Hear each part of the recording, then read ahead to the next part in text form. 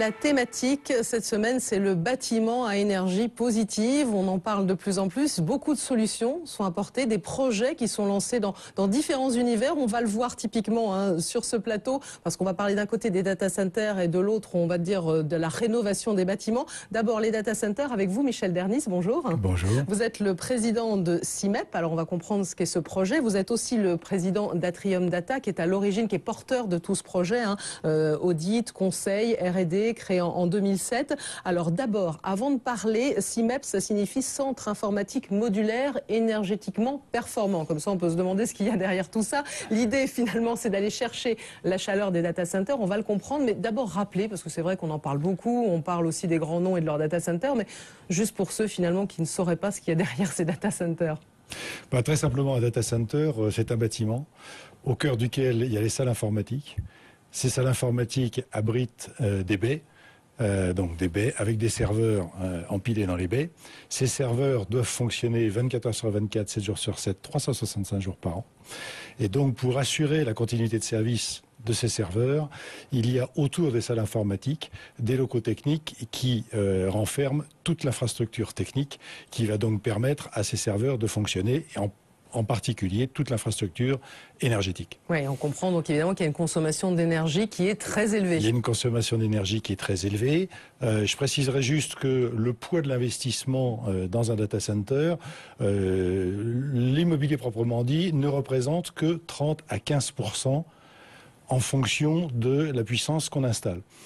C'est-à-dire que le reste, les 70 à 80%, à 85% vont représenter l'ensemble de l'infrastructure technique et en particulier énergétique. Donc on est plutôt sur une usine que sur un bâtiment tertiaire, et une usine qui va produire des données, mais dont la partie importante de l'investissement va être essentiellement énergétique. Alors voilà, vous avez, vous, réfléchi, parce que c'est ce projet CIMEP, vous n'êtes pas seul dans ce projet, je parlais d'Atrium Data, vous êtes porteur, vous êtes nombreux aussi, comme dans tous les projets qu'on dévoile ici avec le soutien de l'ADEME.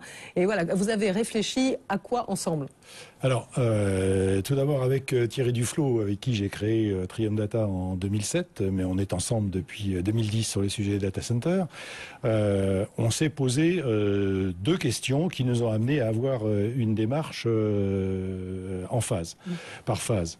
La première question qui nous a permis de travailler sur ce qu'on a appelé la ventilation naturelle, et puis la deuxième question qui nous a amené à l'effet de cheminée. L'effet de cheminée, voilà. La ventilation naturelle, pourquoi est-ce qu'on a travaillé là-dessus? D'abord, on s'est posé une question simple. Ces data centers consomment beaucoup d'énergie pour le refroidissement. Et on s'est posé une question incongrue, est-ce qu'on pourrait se passer du refroidissement? Mais c'était pas si incongru que ça, parce qu'on s'est rapproché de Météo France qui nous a fourni les données sur une année particulière, 2003, qui est une année de canicule, pour pas faire une analyse sur une année exceptionnellement froide. Et on s'est rendu compte que pendant l'année, 83% des heures, la température extérieure est inférieure à la température nécessaire pour les serveurs. D'accord. Donc, on s'est dit, mais est-ce qu'on peut imaginer un système qui va nous permettre d'utiliser cet air qui, vous me le concéderez, est illimité et gratuit. Voilà, et ça évite la climatisation. Et voilà. Donc, on est parti donc sur cette activité de R&D. En 2007, on a eu la chance de rencontrer à l'ADEME des ingénieurs particulièrement performants et motivés sur le sujet des économies d'énergie dans les data centers, et qui nous ont fortement engagés à lancer donc ces études. Ces études ont abouti à un brevet en 2009 sur la ventilation naturelle. Alors, notre concept, c'est quoi, très simplement? Le data center capte l'air extérieur qui est aspiré par les serveurs, par les ventilateurs des serveurs. Là, on consomme aucune énergie autre que celle des serveurs.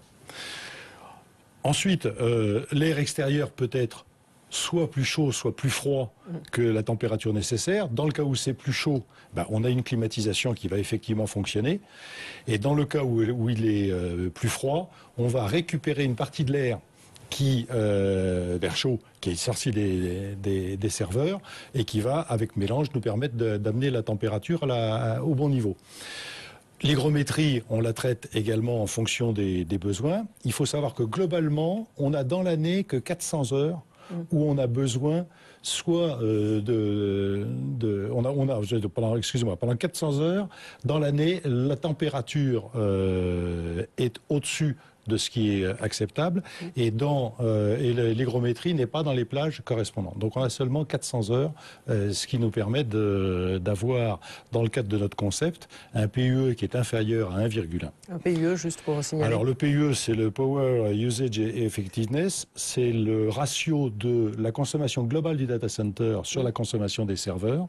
L'ADEME avait, dans le cadre d'études qu'elles avaient faites avec les collègues européens, déterminé que le PUE moyen en Europe est de 2,47, c'est-à-dire que quand un serveur consomme 1 kW, le data center va en consommer 2,47. Ah, vous êtes passionné, oui. À 1,1. Vous êtes passionné par ce que vous faites, on a compris la ventilation naturelle. Un mot quand même de l'effet cheminée, parce qu'il faut découvrir aussi l'autre projet, le projet CRIBA, dont on veut parler aussi aujourd'hui dans Green Business. Donc, l'effet cheminée. L'effet cheminée, c'est simple. Le bon sens nous a amené à considérer que l'air chaud monte. Ça, c'est pas une découverte.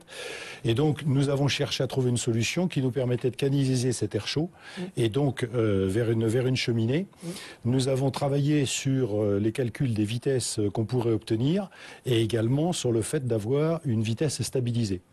On est arrivé à un système qui nous permet d'avoir cette vitesse stabilisée et suffisante pour pouvoir installer une aérolienne qui elle-même va permettre de générer de l'électricité. Voilà, donc on comprend tous les enjeux, les questions aussi de bâtiments à énergie positive et justement on va le découvrir à travers un autre projet qui n'a rien à voir avec la data center parce que là on est dans la rénovation de bâtiments et la réalisation de panneaux d'isolation extérieure à pose rapide. C'est le projet CRIBA. Vous allez tout comprendre avec le reportage de Julienne Antoine.